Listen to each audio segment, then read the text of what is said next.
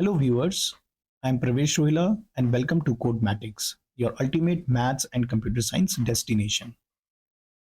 तो कल की वीडियो में हमने कुछ पाइथन रिवीजन टूर शुरू किया था जिसमें हमने पाइथन के बारे में डिस्कशन किया था कि पाइथन के टोकन्स के बारे में हमने डिस्कशन किया था, ऑपरेटर्स के बारे में, कीवर्ड्स के बारे में, आइडेंटिफायर्स के बारे में। तो आज का वीडियो भी हमारा उसी के कंटिन्यूएशन में हम रखेंगे। हम अभी पाइथन रिवीजन टूर को ही कंटिन्यू करेंगे जिसमें आज मैं डेटा टाइप्स के बारे में और कुछ मैथमेटिकल जो एक्सप्रेशंस हमारे कुछ लाइक प्रीवियस पेपर्स में आ चुके हैं उस टाइप के हम क्वेश्चंस को आज देखेंगे। ठीक है, तो without wasting much time will start the session. Okay, so like in the yesterday video we have seen the types of operators and the precedence of the operators and how to evaluate these operators. Now in today's video we'll see if in one expression we have the multiple types of operators, so in that case how we will evaluate the expression. तो उसके लिए we have the precedence जो सबसे ज़्यादा important है। इसके बारे में हमने लास्ट वीडियो में डिस्कस भी किया था। ठीक है ना, कि सबसे पहले हमें पैरेंथेसिस को सॉल्व करना होता है, फिर देन हम अपने एक्सपोनेंशियल जो पावर होता है उसको सॉल्व करते हैं, देन साइन, फिर उसके बाद हमारे पास ये हमारे mathematical operation multiplication, division, floor division, remainder, this is addition and subtraction. ठीक है, then we have the relational operator, is or not is, that is called identity operator, and these are the logical operator. और last में हमारा जो assignment operator है वो solve evaluate किया जाता है। ठीक है, तो चलिए हम डायरेक्टली अब क्वेश्चंस देखते हैं। तो लाइक फर्स्ट क्वेश्चन है ये हमारे पास 14 प्लस 13% 15। अब इसमें हम किसको, क्योंकि देखें आप इसमें हैं we have the two operators in this statement, तो पहले कौन सा ऑपरेटर सॉल्व किया जाएगा? तो हमें करना क्या है, हम लेफ्ट से राइट में ट्रेवर्सिंग करेंगे, हम मूव करेंगे और हम ये देखेंगे इनमें जो भी हायर प्रेसिडेंस ऑपरेटर है हम पहले उसको सॉल्व करेंगे। ओके, तो अगर हम प्रेसिडेंस को चेक करें तो प्रेसिडेंस में हमारे पास परसेंटेज और एडिशन, इसकी ज्यादा प्रेसिडेंस है परसेंटेज की, मतलब कि मॉड्यूलस की प्रेसिडेंस ज्यादा है, मतलब कि हम पहले रिमाइंडर फाइंड आउट करेंगे, है ना। दैट मीन्स 13% 15 पहले सॉल्व होगा, इसका जो भी रिजल्ट आएगा वो रिजल्ट हमारा 14 के साथ ऐड होगा। ओके, तो अब एक और चीज, अब बात यह है कि 13% 15 को हम कैसे सॉल्व करेंगे। अब जब भी आप रिमाइंडर फाइंड आउट करेंगे, आप ये जानते हैं कि ये जो हमारा फर्स्ट नंबर होता है दिस 13 इज द डिविडेंड, और हम डिवाइड किससे कर रहे हैं, 15 से कर रहे हैं, 15 इज द डिवाइजर। तो इस केस में अगर if dividend is smaller than the divisor तो आपका रिमाइंडर आपका यही बन जाएगा, तो that means remainder is 13 we can say. ठीक है, ये बात आपको याद रखनी है कि परसेंटेज से पहले दो नंबर, देखिए बाइनरी ऑपरेटर है परसेंटेज, इनमें अगर पहला वाला नंबर हमारा if it is smaller than the second number तो रिमाइंडर हमारा वही आ जाएगा। कौन आ जाएगा, जो फर्स्ट नंबर है। ठीक है ना, तो इस केस में जैसे हमने 13% 15 कर रहे हैं तो हमारा रिमाइंडर क्या आ गया, हमारा 13 आ गया। Okay, why comes 13? Because 13 is smaller than 15. Okay, but if suppose we have some other number than 13, let's say I'll say let's say 20 is there और मैं 20% 15 फाइंड आउट कर रहा हूँ, तो इस केस में हम जब, क्योंकि हमारा ये number is greater than the divisor तो ये इसकी डिविजिबिलिटी पॉसिबल है, तो यहाँ पे हम इसको डिवाइड करेंगे, 15 1 जा 15 जाएगा और इस केस में रिमाइंडर हमें 5 मिलेगा। ओके, तो ये बात आपको याद रखनी है। ठीक है, ओके तो ये 13 आ गया। अब हम इस एक्सप्रेशन को, अब हम एडिशन परफॉर्म करेंगे, तो that is 14 plus 13 is 27। Okay, तो ये इस तरीके से सॉल्व हुआ है। नेक्स्ट देखते हैं सेकंड एक्सप्रेशन। अब देखिए 22% 3, तो जैसे कि मैंने आपको बोला है कि ये डिविजिबिलिटी यहाँ पे पॉसिबल होगी, मतलब यहाँ पे रिमाइंडर निकलेगा because this first number is greater than the divisor. तो जब आप इसका डिविजिबिलिटी ये 3 7 ज़ा 21 जाएगा और रिमाइंडर कितना बचेगा, इस केस में 1 बचेगा, तो दिस इज द आंसर। अच्छा, अगर 22% 3.0 करेंगे तो कल भी हमने बात करी थी, this is called the concept of, क्या था ये concept, this is type casting, है ना। ये हमारा फ्लोट डेटा टाइप है, दिस इज इंटीजर, तो जो कन्वर्जन होगा वो किस में होगा, हमारा फ्लोट में होगा फाइनल आंसर का, है ना। तो दैट मीन्स 22% 3.0 हमें क्या देगा, 1.0 देगा। ओके अच्छा, अब देखिए next expression again this fourth question को देखें, तो इसमें 3*2*2. So again, in the one statement, we have two operators which having the different precedence. तो पहले कौन सॉल्व होगा, जिसकी हायर प्रेसिडेंस है, तो हायर प्रेसिडेंस किसकी है, एक्सपोनेंट की। दैट मीन्स 2 पहले सॉल्व होगा, जो हमारे पास क्या आएगा, 4 आएगा, और अब हम मल्टीप्लीकेशन करेंगे तो that is 3 into 4 is 12। Fine. अच्छा, सिमिलरली अब हम फिफ्थ क्वेश्चन को देखते हैं, तो अगेन पहले कौन सॉल्व होगा, पहले हमारा एक्सपोनेंट सॉल्व होगा, तो दैट मीन्स ये, ठीक है। अच्छा, एक बात ये ध्यान रखें, ये जैसे प्लस हो गया, हमारा माइनस हो गया, मल्टीप्लीकेशन हो गया, डिवाइड हो गया, फ्लोर डिवीजन हो गया, परसेंटेज हो गया, एक्सपोनेंट हो गया, all these are the binary operators. Binary operators का मतलब है कि इन ऑपरेटर्स को ऑपरेशंस परफॉर्म करने के लिए they required two operands or you can say two values, है ना। तो like we have 3 and 2, तो अब बेस कौन बनेगा इसमें, जो फर्स्ट एलिमेंट होता है, first value is become the base and the second value become the power, that is it results as 3 raised to the power 2 which is comes as 9, ठीक है। तो 9 into 2 which comes as 18। Okay fine, तो पहले वही बात, exponent हुआ, वो solve होने के बाद फिर हमने उसको मल्टीप्लाई किया है। अब now in sixth question again we have 3 asterisk asterisk 2 asterisk asterisk 2। तो देखिए यहाँ पे हमारे पास मल्टीपल एस्ट्रिक्स आ रखे हैं, एक एस्ट्रिक ये है और दूसरा एस्ट्रिक हमारा फिर से ये आ गया है। तो अब इसमें हम पहले किसको सॉल्व करेंगे, ये क्वेश्चन आता है कि आप पहले 3 raised to the power 2 को सॉल्व करेंगे, या मतलब आप पहले इस पार्ट को सॉल्व करेंगे, या हम पहले इस पार्ट को सॉल्व करेंगे। तो पहले अब इस केस में आपको ये बात ध्यान रखनी है कि हमारा जो एक्सपोनेंट ऑपरेटर होता है, ये हमारा राइट एसोसिएटिव होता है। राइट एसोसिएटिव का मतलब ये है कि पहले हम इसको इस तरीके से सॉल्व करेंगे, तो मतलब कि पहले हमारा ये पोर्शन सॉल्व होगा, दैट इज 2 एस्ट्रिक एस्ट्रिक 2 को पहले सॉल्व किया जाएगा विच कम्स एज 4, ठीक है, पहले 4 आ गया। अब ये 3 एस्ट्रिक एस्ट्रिक 4 को सॉल्व करेगा विच रिजल्ट्स एज 81। ओके, तो ये हमारा आंसर आ जाएगा। याद रखिएगा, जब भी डबल एस्ट्रिक आ रहा है, सेम ऑर्डर, मतलब एक ही एक्सप्रेशन में आ रहा है और दोनों एस्ट्रिक एक साथ है, तो आप उसको राइट टू लेफ्ट ऑर्डर में इवेल्युएट करेंगे। ये आ चुका है क्वेश्चन बोर्ड में, ठीक है। अच्छा, then seventh is 21/4 + 6 divide by 3।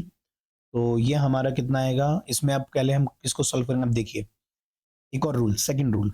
देखिए हमने एक रूल तो ये पढ़ा कि पहले आपको उस ऑपरेटर को सॉल्व करना है जिसकी प्रेसिडेंस हायर है। मतलब क्या हुआ इस बात का, अगर आप प्रेसिडेंस को देखेंगे तो जो ऑपरेटर, अब जब आप ऊपर से नीचे आप ट्रैवर्सिंग कर रहे हैं, when you are reading these operators from top to bottom, तो जो भी ऑपरेटर पहले आएगा उसको हम पहले इवेल्युएट करेंगे, ठीक है। अच्छा, तो लाइक तो हमने अब जैसे कि यहाँ पे हम देख रहे हैं कि हमारे पास फ्लोर डिवीजन है और नॉर्मल डिवीजन है तो फ्लोर डिवीजन नॉर्मल डिवीजन जो है हमारे दोनों एक सेम प्रेसिडेंस में है। ये देखिए सेम प्रेसिडेंस में आ रहे हैं, तो जब ये सेम प्रेसिडेंस में आ रहे हैं, अब हम इनको किसको पहले सॉल्व करें। तो अब इस केस में जब जितने भी हमारे ये सेम प्रेसिडेंस वाले ऑपरेटर्स हैं, मतलब कि हमारे ये वाला पार्ट हो गया, प्लस माइनस भी हो गया जैसे। तो इन केस में इसमें हम लेफ्ट टू राइट ट्रेवर्सिंग करेंगे, और लेफ्ट टू राइट ट्रेवर्सिंग करने पे जो भी पहले मिल जाएगा हम उसको सॉल्व करेंगे। ओके फाइन, तो दैट मीन्स इस पार्ट में हम 21/4 plus 6/3 will read this expression from left to right. अब लेफ्ट टू राइट जाते हुए 21/4 क्या आ जाएगा हमारा, 5 आ जाएगा। ठीक है, क्योंकि आप जानते हैं ये हमारा डेसिमल पार्ट नहीं देगा, क्योंकि ये 5.25 करके आएगा, तो ये 0.25 को हटा देगा। ठीक है, ये 5 देगा। आप ये बात ध्यान रखें कि ये हमेशा इंटीग्रल पार्ट देगा, है ना। और फिर प्लस एंड 6/3 हमारा एज इट इज आ गया। अब 5 एज इट इज, अब ये 6/3 को सॉल्व करेगा, क्योंकि इस एक्सप्रेशन की अगर हम बात करें, if I am talking about this second statement, तो 5 + 6/3 में पहले कौन सॉल्व होगा, पहले हमारा डिवीजन सॉल्व होगा। ठीक है, क्योंकि डिवीजन की प्रेसिडेंस ज्यादा है प्लस से, तो 6/3 दैट इज 2.0। ठीक है, और फिर हम इसको ऐड करेंगे, तो that is 5 + 2.0 is result at 7.0। Okay fine, तो ये चीज आपको ध्यान रखनी है कि इस केस में जब सेम प्रेसिडेंस के ऑपरेटर्स होंगे तो आप लेफ्ट टू राइट में मूव करके उसको सॉल्व करेंगे। सिमिलरली एट्थ वन अगर हम देखें तो इंट 3.5 + 7, तो इंट मतलब ये इंटीजर कन्वर्जन करेगा, तो डेसिमल वैल्यू है तो ये सिर्फ 3 ले लेगा। 3 + 7 इज एज 10। ओके, अच्छा, अब अगर हम इस एक्सप्रेशन को देखें तो देखिए पहले ब्रैकेट आ गया है, तो पहले ब्रैकेट सॉल्व होगा, तो दैट इज 18 आ गया। 18 × 7 + 5 - 13 एज इट इज रहेगा। अब इन चीज में अगर मैं इस एक्सप्रेशन को देखूं, इसमें पहले कौन सॉल्व होगा, मल्टीप्लीकेशन सॉल्व होगा, तो दिस विल कम्स एज 126, और +5 - 13 एज इट इज आ गया है। अब अगेन सेम वही बात, प्लस माइनस की दोनों की सेम प्रेसिडेंस थी। अगर आप फिर से देखें, प्लस माइनस की हमारी सेम प्रेसिडेंस है, तो पहले कौन सॉल्व होगा, तो इस केस में हम लेफ्ट टू राइट में मूव करेंगे। ठीक है, कैसे मूव करेंगे, लेफ्ट टू राइट में। सिर्फ राइट टू लेफ्ट में हम एक्सपोनेंट के केस में मूव करते हैं, otherwise in all the operators will move from left to right. Okay, तो इसको हम लेफ्ट टू राइट में मूव करने पे, तो 126 + 5 - 13, तो that means 126 + 5 will solve the first addition, that is it will comes as 131, and 131 - 13 अब हम माइनस कर देंगे, तो this will result as 118। Okay, I hope ये आपको समझ में आए होंगे। ठीक है, नाउ नेक्स्ट इज, हाँ, to write the type of the operators, arithmetic, relational, logical, membership and identity, so we have to choose like which operators belong to which category. So like we have this plus is arithmetic, पहले मैं arithmetic बताता हूँ आपको सारे इसमें कौन कौन से हैं। प्लस हो गया, then double asterisk, double slash, asterisk, okay, percentage, modulus or you can say, ठीक है, subtraction, so all these are the arithmetic operator. ठीक है, now we'll talk about the next is the relational operator. So relational we have greater than sign, then double equal to, not equal to, and less than equal to. These are the relational operators. Okay, then we have logical and not, and not के बाद and, तो यही दो हमारे यहाँ पे logical operators हैं। उसके बाद मेंबरशिप ऑपरेटर, तो in is the membership operator and not in is the membership operator. And last is the identity operator, तो इज एंड इज नॉट, ये हमारे आइडेंटिटी ऑपरेटर हो गए हैं। ओके, चलिए देखिए आगे देखते हैं, तो ये इसके आंसर्स हो गए। अच्छा, अब जैसे ये इवेल्युएट का है, again evaluate the following expression, तो ये आपका, आपको एक बार खुद से ट्राई करिएगा this A and B part. ठीक है, इनको आप खुद से ट्राई करिएगा और कमेंट सेक्शन में इनके आंसर्स बताइएगा कि इनके आंसर्स क्या आ रहे हैं। ठीक है, तो चलिए हम जब तक नेक्स्ट देखते हैं, लेट्स से सबसे पहले हम चलिए सी पार्ट देखते हैं। तो हम सी को कैसे सॉल्व करेंगे? We have 15.0/4 plus 8 plus 3.0। ठीक है, तो again first will solve the bracket. तो ये 8 plus 3, this will become 11.0। Okay, now will perform the division. तो this is floor and integer, overall जो रिजल्ट होगा वो हमारा फ्लोर में आएगा।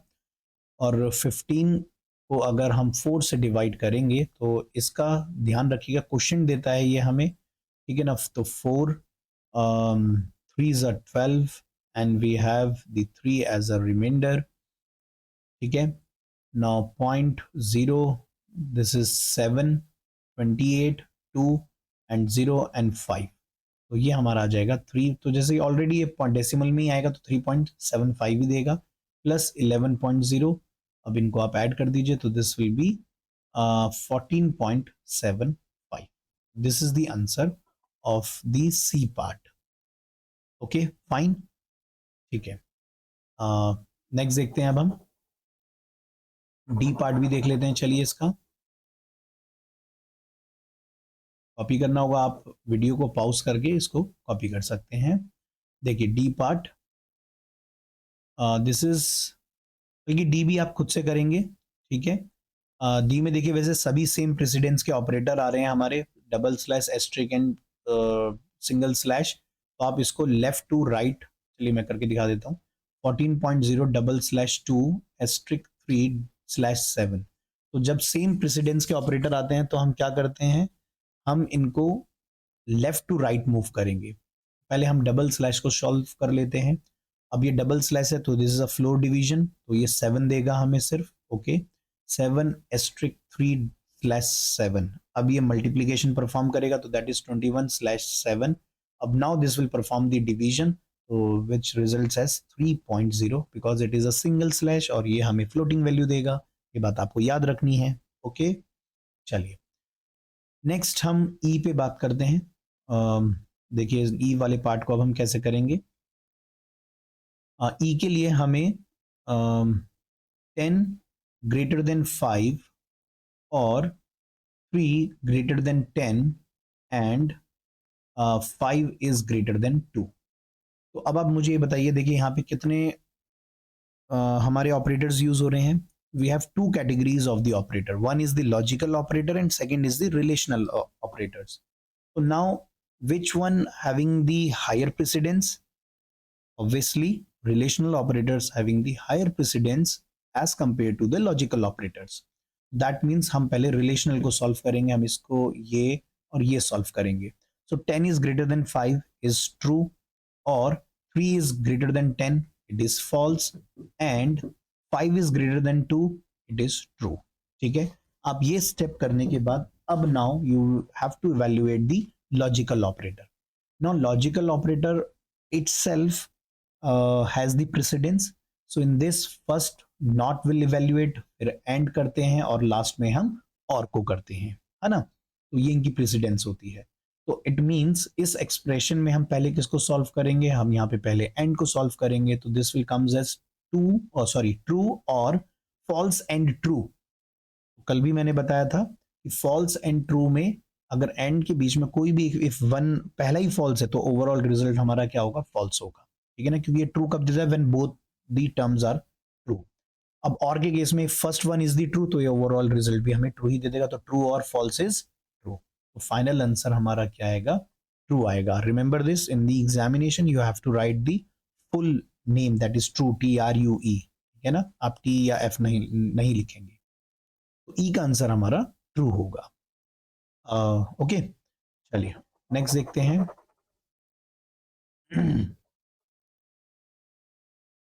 यस, तो एफ भी देखिए बिल्कुल इसी तरीके से है। अगर हम एफ को देखें, ट्रू आ रहा है हमारा और नॉट फॉल्स आ रहा है एंड ट्रू आ रहा है। तो पहले कौन सॉल्व होगा, देखिए यहाँ पे रिलेशनल तो है नहीं, यहाँ पे only we have the logical operators. तो फर्स्ट हमारी नॉट की प्रेसिडेंस होती है, तो हम पहले इस नॉट को सॉल्व करेंगे। और नॉट करता क्या है, कोई भी बुलियन वैल्यू को अपोजिट कर देता है। If it is true it will make it falls, अगर फॉल्स है तो वो उसको ट्रू बना देगा। तो ये नॉट फॉल्स को क्या करेगा, ट्रू बनाएगा। तो दैट मीन्स एक्सप्रेशन आ जाएगा ट्रू और ट्रू एंड ट्रू। अब कौन सॉल्व होगा? एंड सॉल्व होगा। सो ट्रू और true and true is true. Now true और ट्रू इज ट्रू। ठीक है जी। हमारा जो एक्सप्रेशन है वो भी ऑलमोस्ट इसी तरीके से होगा जैसे मैंने आपको ई करके दिया है। This is you have to do it by your own. और रिमेंबर दिस, कमेंट सेक्शन में जरूर आंसर लिखें आप। ठीक है, तो एक तो ए हो गया, बी हो गया, और आप जी को भी करेंगे। ठीक है, एच को करें सॉल्व। ओके, मैं ये आई वाला आपको करके दिखाता हूँ। दिस वन, देखिए आई वाला किस तरीके से हम करेंगे। हम्म, हम्म। मुझे लगता है वैसे आपको बातें समझ में आ रही होंगी, बहुत सिंपल है और काफी चांसेस हैं इनके आने के। ठीक है ना, इस टाइप के एक्सप्रेशन के, क्योंकि काफी बार आ रहे हैं प्रीवियस ईयर के। अगर आप अभी जब मैं पेपर कराऊंगा तो आप देखेंगे उसमें क्वेश्चंस हैं। ठीक है ना, तो आई वाला पार्ट को अगर हम देखें तो इट इज 2*3 + 4**2 -5/2। तो आपको क्या लगता है पहले कौन सॉल्व होना चाहिए यहाँ पे? अगर आप प्रेसिडेंस को फिर से रिकॉल करेंगे तो हमें पता है कि हम पहले एक्सपोनेंट को सॉल्व करेंगे। That means 2*3 + 4^2 that is 16 -5/2।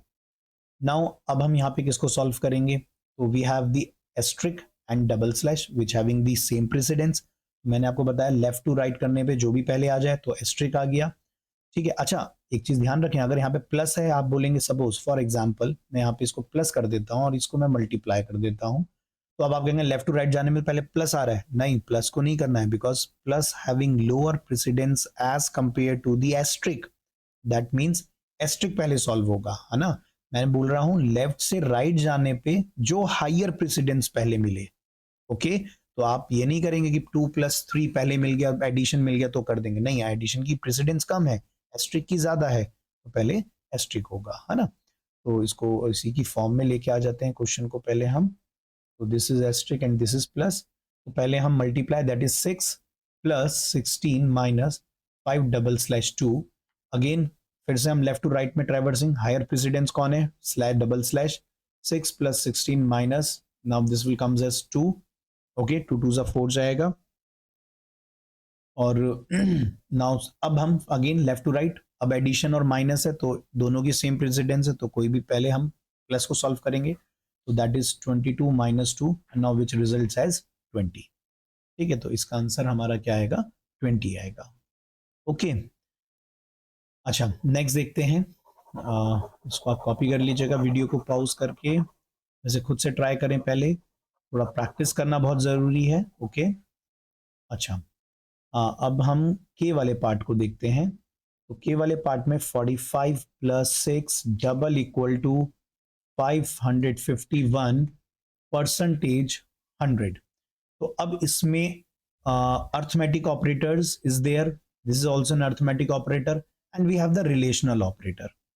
तो किसकी प्रेसिडेंस ज्यादा है? फटाफट रिकॉल करें within a second, which one having the higher precedence in this expression? So yes, we have the arithmetic having higher precedence than the relational operator. तो that means पहले हमारे multiplication और division वाले part या reminder वाले part पहले solve होंगे। तो हम पहले 45 एडिशन की कम होती है तो ये एज इट इज रहेगा, और ये हमारा परसेंटेज वाला सॉल्व हो जाएगा। तो ये रिमाइंडर कितना दे देगा हमें? 51 रिमाइंडर आ जाएगा, 100 5 500 जाएगा, और 45 + 6 अब ये सॉल्व होगा which is result at 51 double equal to 51। अब now it will evaluate this relational operator which results as true. तो ये क्या देगा हमें वैल्यू? ये हमें वैल्यू ट्रू देगा। ठीक है ना, क्योंकि हम जानते हैं रिलेशनल ऑपरेटर्स बुलियन वैल्यू को इवेल्युएट करते हैं। ओके, ठीक है, चलिए आगे बढ़ते हैं। मुझे लगता है ये बातें आपको समझ में आ गई होंगी। अच्छा, yes, next is the dynamic and the static typing. So we can say in Python variables are dynamic type as we can assign any type of value during the program execution. ठीक है ना, हम कोई भी type की any type of value we can assign कब? During the program execution. So whereas in other programming language if we are talking about, तो उसमें हमें first we have to declare a variable. Suppose मेरे को integer value चाहिए तो first will write int x, ठीक है, and then will assign the integer value. अब I can not write like this x equal to 50.5, this will result an error, ठीक है। ये क्या करेगा, ये एरर रिजल्ट करेगा कहाँ पे, अदर प्रोग्रामिंग लैंग्वेज में, but in Python it is not an error, because in Python during the program execution you can assign any type of value to a variable, ठीक है। अगर आपने पहले इंटीजर बना दिया, फिर आप उसको फ्लोट भी कर सकते हैं, आप उसको लिस्ट भी कर सकते हैं, स्ट्रिंग भी बना सकते हैं, डिक्शनरी भी बना सकते हैं, किसी में भी कन्वर्ट कर सकते हैं। तो इसलिए हम इसको डायनेमिक टाइपिंग बोलते हैं, ठीक है। ये इससे रिलेटेड भी हमारा बोर्ड में क्वेश्चन आया हुआ है, ठीक है। ओके,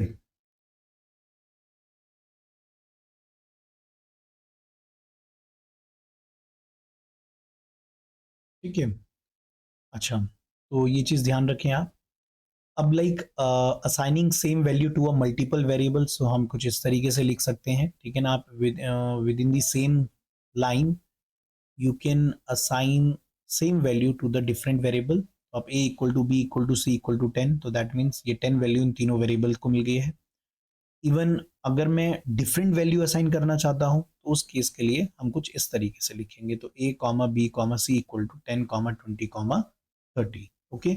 या आप कुछ इस तरीके से भी लिख सकते हैं, है ना। तो यहाँ पे भी x comma Y comma Z equal to bracket में, मतलब ये एक तरीके टपल हो गया है ना। अगर इट मीन्स, इसका बात का मतलब जैसे यहाँ पे भी देखो मैंने लिखा है, पहले हमने एक टपल बना दिया के 5 कॉमा 6 कॉमा 7, तो x comma Y comma Z is equals to के हम लिख सकते हैं। This is again very very important, ठीक है। ये मे बी एग्जाम में बात पूछी जा सकती है, कहीं आप इसको एरर ना लिख दें, ठीक है। ये बिल्कुल सही स्टेटमेंट है, क्योंकि ये एक टपल है, और टपल की जो 3 एलिमेंट्स हैं वो 3 एलिमेंट्स हमने इस एक्स वाई जेड में असाइन कर दिए हैं, ओके। इसे अनबॉक्सिंग कहते हैं बेसिकली हम, ठीक है। क्योंकि देखिए, अच्छा एक बात और ध्यान रखिएगा कि अगर सपोज मैं लिखता हूं a इज इक्वल टू 3,4, तो by default it is termed as a tuple, ये भी बात याद रखिएगा, ठीक है। ये एक हमारी क्या बन गई, टपल बन गई है। अगर आप ब्रैकेट भी नहीं लगाते ना, पैरेंथेसिस, और एक सिंगल वेरिएबल में मल्टीपल वैल्यूज असाइन कर रहे हैं विदाउट एनी ब्रैकेट, तो दैट स्टेटमेंट और that values treated as a tuple type, okay. अच्छा, अब आप कहेंगे कि सर फिर ये यहाँ पे फर्स्ट स्टेटमेंट पे क्यों नहीं हुआ। In this statement we are not assigning the multiple values to a single variable, we are assigning to multiple variables, है ना। तो ये 10 हमारा इस ए में चला जाएगा, 20 हमारा बी में जाएगा, और 30 हमारा सी में जाएगा, ठीक है। तो इस तरीके से ये बात याद रखनी है आपने, ओके। तो ठीक है, तो इस तरीके से हम मल्टीपल वैल्यूज को असाइन कर सकते हैं, है ना। अच्छा, yes, now next we have the data types. तो data types means it defines the type of value stored by a variable, तो वेरिएबल किस तरीके की वैल्यू को होल्ड कर रहा है, ठीक है। तो वेरिएबल हम जानते हैं कि एक नेम्ड मेमोरी लोकेशन है। हमारी जो मेमोरी होती है, रैम पे हमारे वेरिएबल स्टोर्ड होते हैं, ठीक है। रैम में सेल्स को हम कंसीडर्स करते हैं, हम कहते हैं कि जहाँ पे हमारा डेटा स्टोर हो रहा है रैम पे, वो जो डेटा है वो एक टेबल की फॉर्म में है जहाँ पे स्टोर हो रहा है डेटा। जो वेरिएबल है वो वेरिएबल उस पर्टिकुलर लोकेशन को पॉइंट आउट करता है, और उस लोकेशन पे हमारा क्या होता है, डेटा होता है, उस सेल पे डेटा होता है, ओके। तो वेरिएबल का यही पर्पस है कि उस पर्टिकुलर सेल को रिट्रीव करने के लिए हम एक नेम यूज कर लेते हैं। तो ऐसा नेम कि जो हमारे लिए भी कन्वीनियंट रहे, हम उसको इजीली याद रख सकें, तो उन्हीं उसी चीज को हम आइडेंटिफायर भी कहते हैं, है ना। अच्छा, तो चलिए, data type we have number, तो नंबर में we have integer, signed integers होते हैं, साइंड का मतलब है पॉजिटिव नेगेटिव दोनों हो सकते हैं।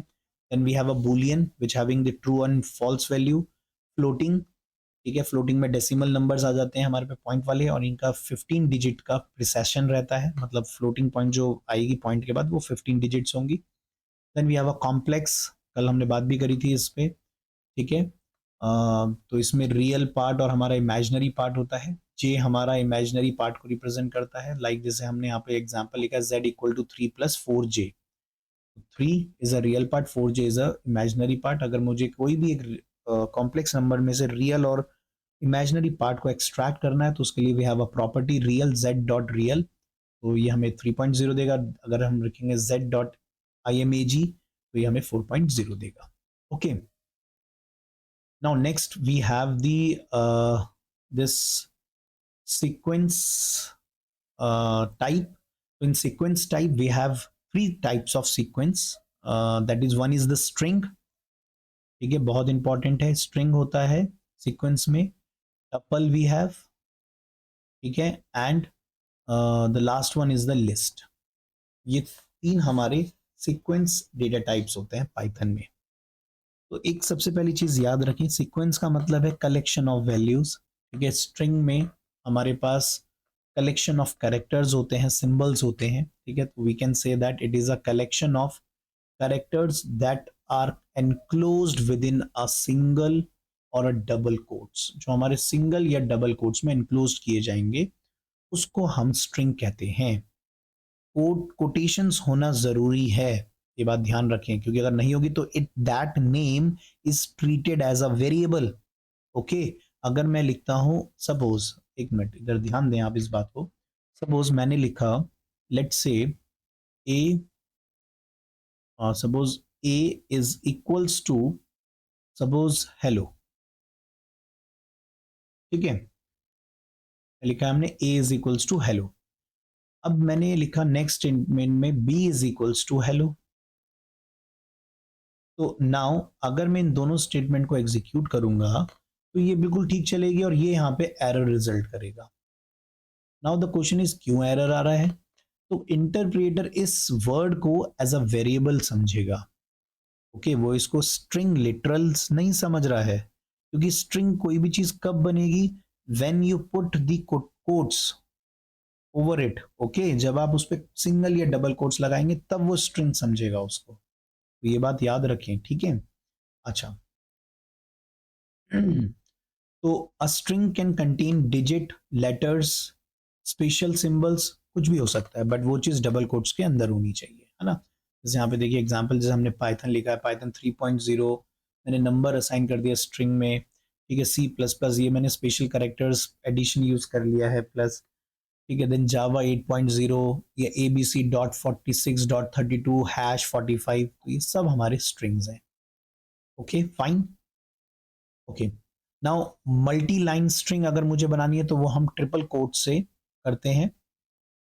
ये ओपनिंग होगी ट्रिपल कोट्स की और ये हमारी क्लोजिंग होगी।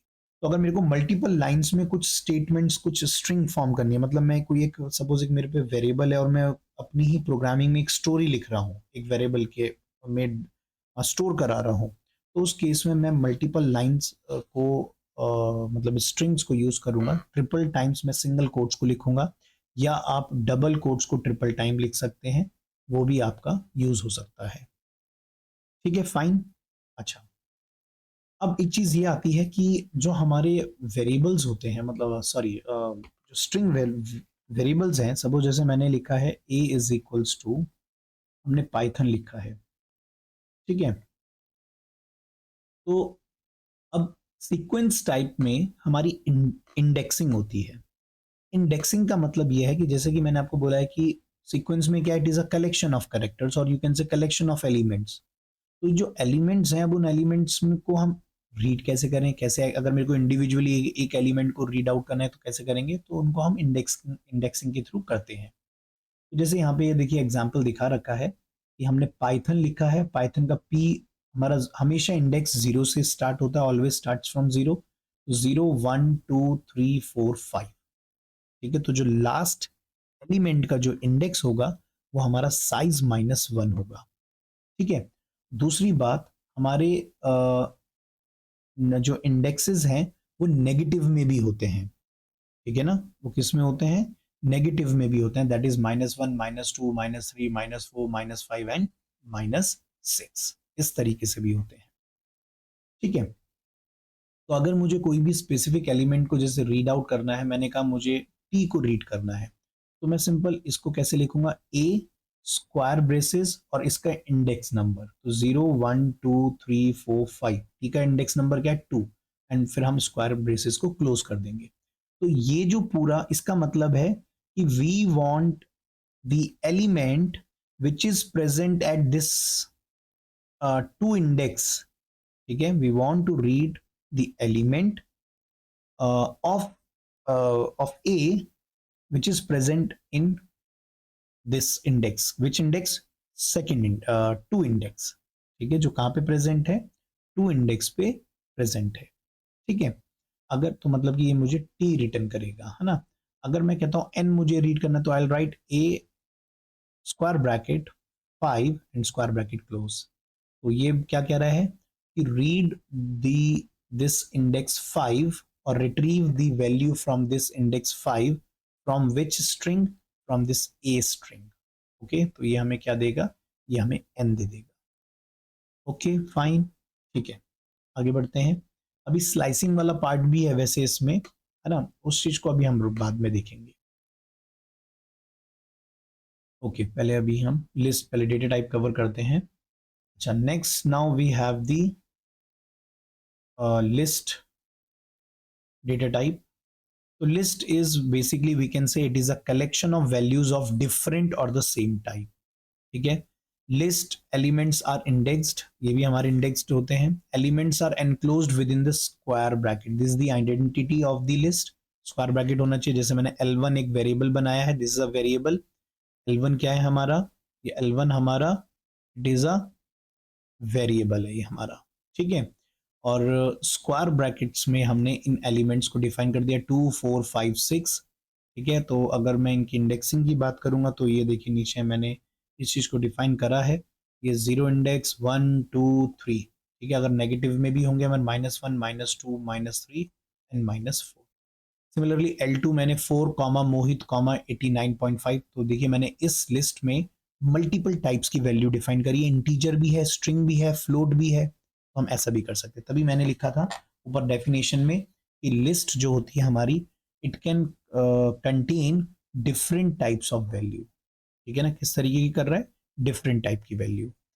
अब now we have the again list, ठीक है, ये हमारी नेस्टेड लिस्ट है। देखिए इसका first element, this is the first element, देखो दो लिस्ट है ना यहाँ पे, ये हमारी नेस्टेड लिस्ट है। ओके, तो this first element, second element, that is one index, और ये हमारा थर्ड एलिमेंट है, इंडेक्स क्या होगा, 2 होगा। ओके, तो अगर मैं बोलता हूं यहाँ पे मुझे L3 ऑफ 1 चाहिए, क्या बोला है मैंने, L3 लिस्ट है जिसका हम कौन सा एलिमेंट रीड कर रहे हैं, 1 इंडेक्स के एलिमेंट को रीड कर रहे हैं। तो ये हमें क्या आउटकम देगा, ये हमें आउटकम देगा 2,4। ओके, अब मैं अगर कहता हूं कि 2,4 का मुझे 4 एलिमेंट या सॉरी 2 एलिमेंट चाहिए, इस 2,4 का मेरे को क्या रीड करना है, 2 को रीड करना है। तो उसको हम कैसे रीड करेंगे, will write L3 1 square bracket में अगेन। अब देखिए इस पार्ट ने हमें क्या दिया था, इस पार्ट ने हमें ये दिया। अब ये एक इटसेल्फ एक लिस्ट है जिसका फर्स्ट एलिमेंट 2 है, और वो कौन से इंडेक्स पे होगा, वो इटसेल्फ 0 और 1 है, दैट मीन्स 0। ये हमें क्या देगा, ये हमें 2 दे देगा। ओके फाइन है बात इतनी, ठीक है। अब लिस्ट हमारी बहुत इंपॉर्टेंट बात, लिस्ट हमारी क्या होती है, म्यूटेबल होती है। अच्छा, स्ट्रिंग हमारी इम्यूटेबल होती है। तो लिस्ट म्यूटेबल का मतलब यह है कि मैं कोई भी एलिमेंट को मॉडिफाई कर सकता हूँ लिस्ट में। जैसे यहाँ पे देखिए मैंने ये L1 लिस्ट बनाई थी हमने, जैसे यहाँ पे बोला है प्रिंट थर्ड एलिमेंट, तो कैसे प्रिंट करेंगे, ये स्टेटमेंट लिखेंगे। थर्ड एलिमेंट का मतलब हो गया जिसका इंडेक्स 2 है। ओके, अब बोल रहा है adding 5 in the last element, तो लास्ट एलिमेंट का इंडेक्स क्या है, 3 है, तो हम लिखा L1 ऑफ 3 प्लस 5, और ये फाइनल वैल्यू हम किस में असाइन कर रहे हैं, वापस उसी लोकेशन को अपडेट कर रहे हैं। तो which is possible in list, okay, but this thing is not possible in string as well as in tuple. Okay, अच्छा, now comparing whether the second element is 4 और नॉट। तो अगर आपको लिस्ट को के एलिमेंट को कंपैरिजन करना है तो कैसे करेंगे, तो वही L1 लिस्ट वेरिएबल लिखेंगे, देन स्क्वायर ब्रैकेट, और फिर ये हमारा इंडेक्स नंबर आ जाएगा, ठीक है, फिर स्क्वायर ब्रैकेट क्लोज, और ये हमारा रिलेशनल ऑपरेटर आ गया, एक डबल इक्वल टू, और जिसके साथ भी हम इक्वालिटी चेक करना चाह रहे हैं, जिस वैल्यू के साथ भी।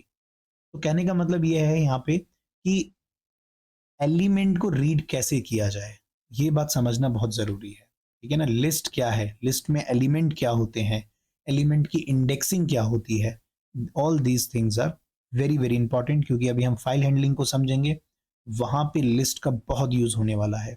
इवन हम जब आपका स्टैक करेंगे, वहां पे पूरा लिस्ट का कॉन्सेप्ट है। ओके, अच्छा, now reading the index two element of L1 list. तो L1 लिस्ट, तो L1 हमने पहले नेम लिखा या, और फिर square bracket, then 2 and then square bracket close. तो 2 हमारा इंडेक्स हो गया और L1 हमारा लिस्ट नेम हो गया। ओके, समझ गए हैं। तो वो लिस्ट डिफाइंड होनी चाहिए, एक बात ध्यान रखें। हाँ, अच्छा, हम नेगेटिव भी ले सकते हैं। सपोज अगर मैं L1 ऑफ -1 लिखता हूँ, तो ये मुझे लास्ट वैल्यू देगा। लास्ट वैल्यू क्या थी, 6 थी, तो ये मुझे 6 वैल्यू रिटर्न करेगा। ओके, ठीक है ना।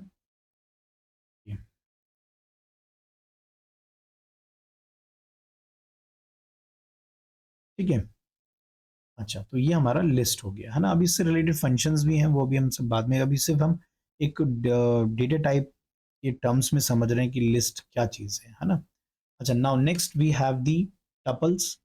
तो tuples, again it is a collection of same और डिफरेंट टाइप्स ऑफ वैल्यूज और elements, but tuples are immutable, मतलब कि आप एलिमेंट को मॉडिफाई नहीं कर सकते, पूरी टपल को चेंज कर सकते हैं। क्या मतलब है इस बात का, अगर मैंने लिखा t इज इक्वल्स टू 2,4, ठीक है, अब मैं चाहता हूं कि यहाँ पे 4 की जगह 5 आ जाए, नॉट पॉसिबल। हाँ, बट मैं इसको वापस ऐसे लिख सकता हूँ 2,5। तो ये आपने क्या किया, फिर से टपल को रीअसाइन कर दिया है। ओके, तो एक्चुअल अगर हम इसको मेमोरी कॉन्सेप्ट में समझें, तो कहने का मतलब ये हुआ कि अगर मैं इसकी मेमोरी एलोकेशन देखूंगा, तो मैं ये कहूंगा कि टी एक वेरिएबल बना, ये एक मेमोरी लोकेशन है जहाँ पे 2 एंड 3 है, लेट से, क्योंकि मैंने जैसे अभी आपको बताया कि सेल्स होते हैं और सेल्स के एड्रेस होते हैं। सपोज उसका एड्रेस 101 है और इसका 10 लेट से 3 एड्रेस है, तो टी के पास क्या वैल्यू होगी, 101 होगा। ये हमारा इसको पॉइंट कर रहा होगा, है ना। बट जब मैंने अगेन ये 2,5 लिखा है, तो ये टी वेरिएबल अब क्या करेगा, यहां से हटेगा, एक नई लोकेशन बनाएगा जहां पे 2 लिखेगा और 5 लिखेगा। इसका एड्रेस कुछ समथिंग कुछ अलग होगा, लेट से 101, सॉरी, लेट से 201,203। अब now T will having the value of 201, तो that means t is pointing to this location। तो टी उसी लोकेशन, जो ओरिजिनल लोकेशन थी, वहां पे मॉडिफिकेशन नहीं हुए हैं। इसी चीज को हम क्या कहते हैं, इम्यूटेबल कहते हैं। ओके, अच्छा, चलिए आगे देखते हैं। Now tuple elements are indexed, ये भी इंडेक्स्ड होते हैं। Elements are enclosed with in the round bracket, remember this. और बाय डिफॉल्ट भी अगर आप ब्रैकेट भी नहीं लगाएंगे और आप सिंगल वेरिएबल में मल्टीपल वैल्यूज दे रहे हैं, तो वो भी हम जानते हैं कि वो एज अ टपल ट्रीट की जाती है। Then T2 is equal to Amit, Sandeep and Rakesh, ये हमने एक स्ट्रिंग टाइप बना दिया टपल का। अब सेम यहाँ पे भी वही इंडेक्सिंग होती है हमारी, ठीक है, याद रखें आप, ये टपल्स के एलिमेंट हैं। रीडिंग करने के लिए वही हम स्क्वायर ब्रैकेट को यूज करेंगे। पहले हम टपल वेरिएबल का नाम देंगे, then will write the square bracket and will pass the index number, let's say 2, and then close the square bracket. तो ये हमें क्या वैल्यू देगा, 3 देगा, ठीक है। अब now in this statement we are updating the second element, that is the element which is at an index of 1। तो ये हम जानते हैं not possible in the case of tuple, why, because tuples are immutable। तो t of 1 plus 10 हो तो जाएगा, ये काम तो करेगा, बट ये जो असाइनमेंट हम दे रहे हैं, ये जो इक्वल टू है, ये प्रॉब्लम क्रिएट करेगा। क्यों कहेगा कि ये असाइन नहीं कर सकता, ये चीज अपडेट नहीं कर सकता है, ठीक है। बट अगर मैं इसको ऐसे लिखता हूँ, T C is equal to T1 of 1 plus 10, तो यस इट वर्क्स। क्यों, ये बोलेगा भाई यहाँ पे T1 ऑफ 1 पे क्या है, 4 है, ठीक है भाई, 4 कर दो, 4 प्लस 10 कितना आ गया, 14 आ गया। अब इस 14 को कहाँ असाइन कर दो, एक सी वेरिएबल में असाइन कर दो, तो बोलेगा बिल्कुल बहुत बढ़िया हो जाएगा, कोई प्रॉब्लम नहीं है। बट आप जब किसी टपल के एलिमेंट को मॉडिफाई करेंगे, वो नॉट पॉसिबल, है ना। तो टपल आर इम्यूटेबल, ठीक है। तो ये हमारे डेटा टाइप्स हैं। अच्छा, एक डिक्शनरी और रहेगी, हम उसके बारे में और डिस्कस कर लेते हैं। तो डिक्शनरी में क्या होता है, अगर हम डिक्शनरी की बात करें, तो जो डिक्शनरी डेटा टाइप है, इसमें एक तो एलिमेंट्स, यहाँ पे की वैल्यू का पेयर होता है, ठीक है ना. It we can say that it is a collection of, it is a collection collection of key value pair. ये की वैल्यू पेयर का क्या है, कलेक्शन है डिक्शनरी में.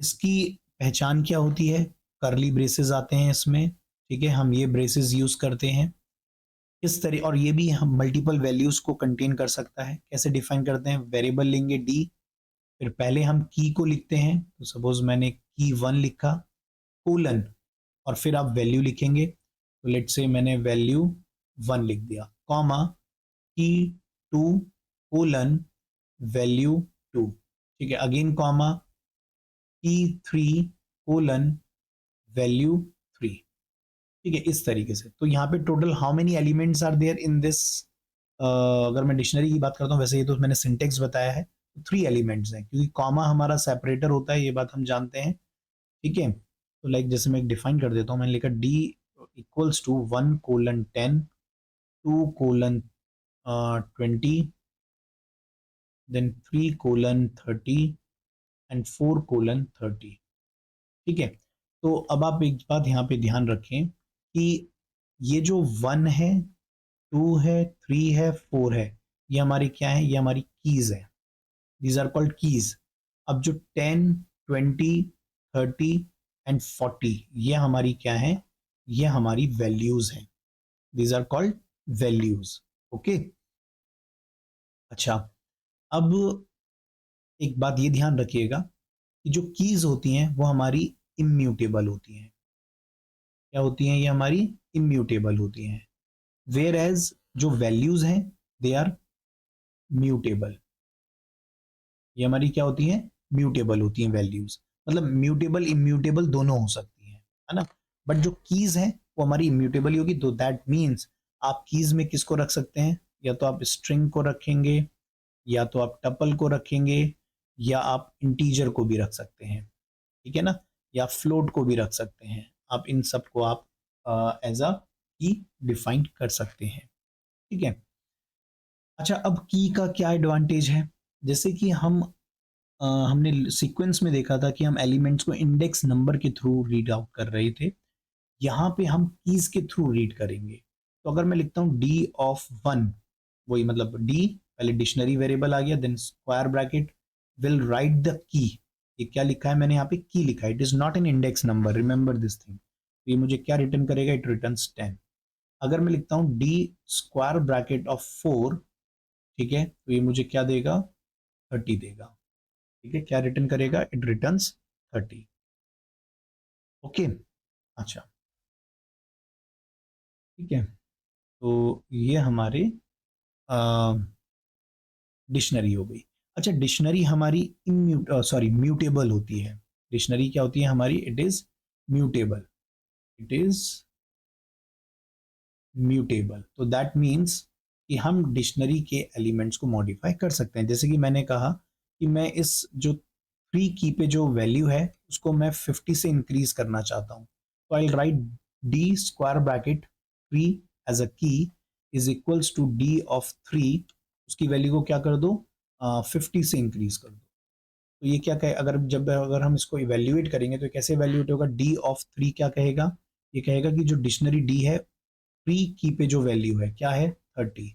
नाउ 30 प्लस 50 इट इज 80, और ये वापस 80 को कहाँ पे असाइन कर दो, डी ऑफ 3 पे असाइन कर दो, तो विच इज पॉसिबल, ठीक है. तो दिस इज डिक्शनरी.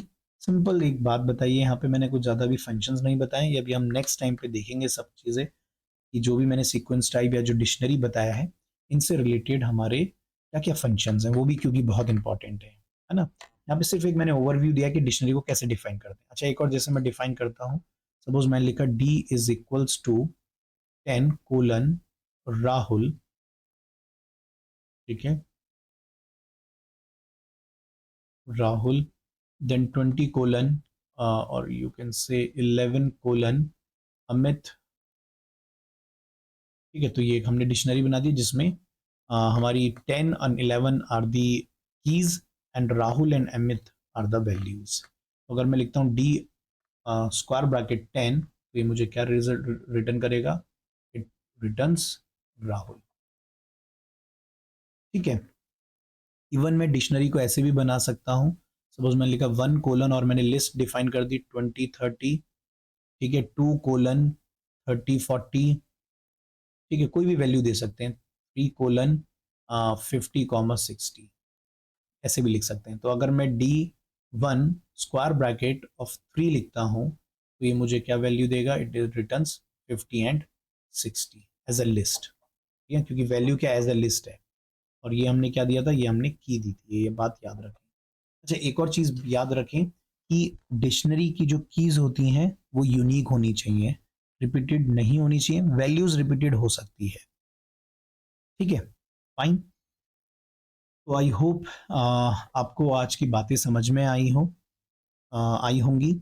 अम, तो आपको जो भी डाउट लगता है आप उसको कमेंट सेक्शन में पूछ सकते हैं।